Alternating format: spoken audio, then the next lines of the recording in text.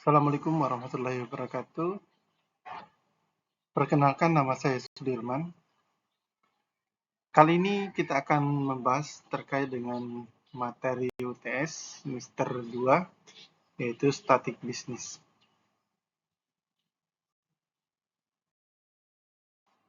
Dalam materi ini ada 3 poin yang kita akan bahas. Yang pertama terkait dengan pengertian statik. Yang kedua, kapan dan di mana kita bisa menggunakan statik. Terus yang ketiga, langkah-langkah dalam statik. Pertama, pengertian dari statik. Statik adalah ilmu yang mempelajari cara mengumpulkan data, mengelola data, analisis data, serta penyajian dalam bentuk presentasi, sehingga menjadi satu informasi yang berguna bagi pengambil suatu keputusan.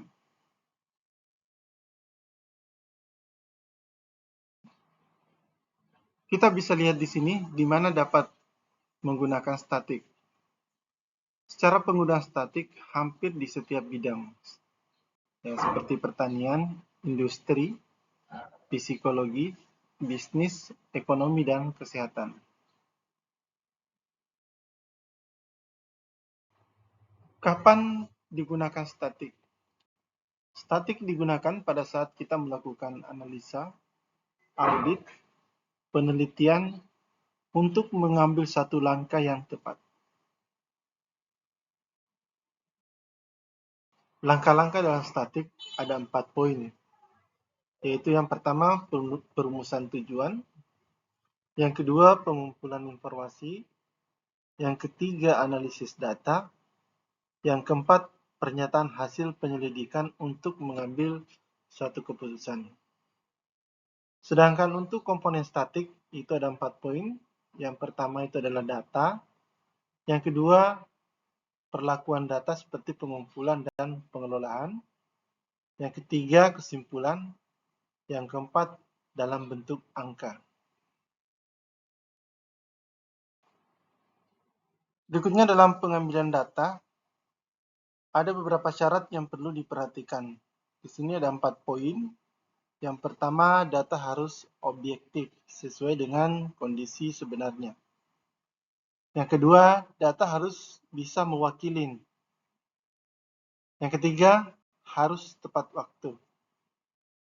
Yang keempat, relevan. Yaitu data yang dikumpulkan harus ada hubungannya dengan masalah yang akan dipecahkan. Untuk penyajian data statik, ini ada 2 cara yang bisa dilakukan. Yang pertama dalam bentuk tabel, yang kedua dalam bentuk grafik. Dalam bentuk tabel, ada 3 yang bisa kita visualisasikan seperti tabel satu arah, tabulasi silang, tabel distribusi.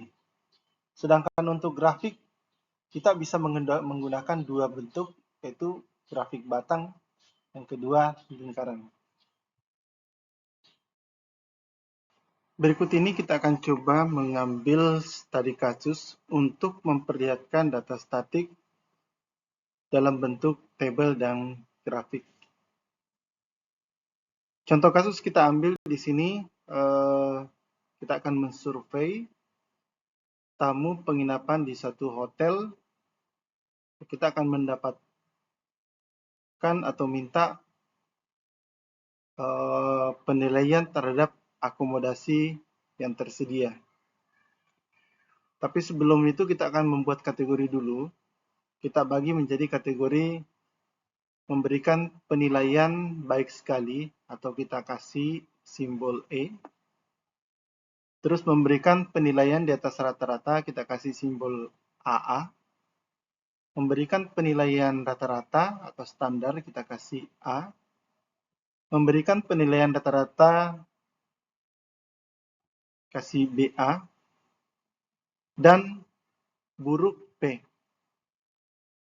Kita akan coba mensurvei sebanyak 20 tamu yang menginap di hotel. Setelah itu kita mensurvei dari penilaian 20 tamu, kita kelompokkan datanya. Nah, ini contoh pengelompokan data seperti ini. Ya, dari survei 20 tamu. Dari data ini, kita coba memvisualisasikan data statik dalam bentuk tabel. Langkah pertama adalah kita membuat data tabel berdasarkan kategori. Di sini kita udah bagi kategori baik sekali, di atas rata-rata, terus rata-rata, di bawah rata-rata, dan buruk.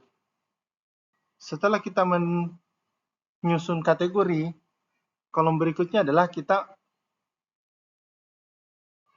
buatkan frekuensi. Frekuensinya dalam bentuk angka. Ya. Contoh di sini kita baik sekali. Frekuensinya dari total tamu 20, berapa orang yang memberikan penilaian baik sekali. Ya, kita melihat yang memberikan penilaian sekali atau simbolnya itu ada 1 orang. Terus berikutnya di atas rata-rata yang memberikan penilaian itu ada AA, ada 9 orang. Kemudian rata-rata di sini ada 5 orang. Terus di bawah rata-rata ada 3 orang. Terus yang memberikan penilaian P atau buruk, di sini kita lihat data ada 2 orang. Sehingga total frekuensi ini sama dengan survei, yaitu ada 20 orang. Terus di kolom berikutnya, kita coba lihat frekuensi relatifnya. Frekuensi relatif ini, rumusannya adalah aktual data kategori kita bagi dengan total frekuensi. Contohnya seperti ini. Kita lihat di penilaian E atau baik sekali. Yang memberikan penilaian itu adalah 1 orang. Sedangkan surveinya adalah kita ada 20 orang. Sehingga di sini secara rumusannya adalah 1 dibagi 20. Sehingga muncul angka 0,05. Begitupun rumusan di atas rata-rata, di bawah rata-rata, dan buruk. Terus kolom berikutnya adalah presentasi frekuensi. Secara presentasi di sini kita 5%. Adapun rumusannya adalah frekuensi yang relatif itu dikali dengan 100 atau 0,05 dikali dengan 100 atau kita dapatkan 5%. Secara rumusannya rata-rata, terus di bawah rata-rata, dan buruk sama. Jadi semua dikalikan 100 untuk menjadikan presentasi. Berikutnya kita akan coba memperlihatkan data statik dalam bentuk grafik. Di sini ada 2 bentuk grafik yang kita akan coba jelaskan. Yang pertama dalam bentuk grafik batang. Di sini kita melihat ada angka 1 sampai 9. Ini adalah berdasarkan jumlah dari pengunjung tamu yang memberikan penilaian. Terus yang kedua, di sini kita poin di bawah ini adalah berdasarkan kategori. Ya. Contoh di sini kategori buruk. Ada 2 orang yang memberikan penilaian. Di bawah rata-rata ada 3 orang. Terus rata-rata ada 5 orang. Terus di atas rata-rata ada 9 orang. Dan yang memberikan baik sekali ada 1 orang. Jadi secara penyajian data dalam bentuk grafik batang ya seperti ini contohnya. Sedangkan penyajian dalam bentuk lingkaran bentuknya seperti ini, lingkaran, jadi lebih ke presentasi. Ya, kita lihat dari contoh berdasarkan kategori. Ya, secara presentasinya akan terlihat. Tapi kalau dari grafik batang akan lebih memperlihatkan quantity atau totalnya. Secara kesimpulan, bahwa dengan melihat data statik, baik itu dalam bentuk tabel ataupun dalam bentuk grafik, tujuannya adalah mempermudah memahami kondisi dalam mengambil suatu keputusan.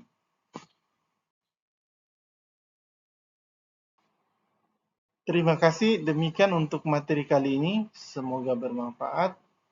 Assalamualaikum warahmatullahi wabarakatuh.